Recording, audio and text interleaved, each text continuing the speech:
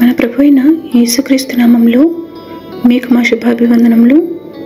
ఈరోజు దేవుని వాగ్దానము, మీరు నాకు మొరపెట్టుదురని, మీరు నాకు ప్రార్థన చేయొచ్చు ఒత్తురేని, నేను మీ మనవి ఆలకింతును. మీరు నన్ను వెదకిన ఎడల పూర్ణ మనసుతో నన్ను గూర్చి విచారణ చేయనడల మీరు నన్ను కనుగొందురు. నన్ను నేను మీకు కనపరుచుకుందును. ఇదే యెహోవా వాక్కు. ఇర్మియా 29వ అధ్యాయము 12, 13, 14 వచనాలు. You will call on me and come and pray to me, and I will listen to you. You will seek me and find me when you seek me with all your heart. I will be found by you, declares the Lord. Jeremiah chapter 29 verses 12, 13 and 14.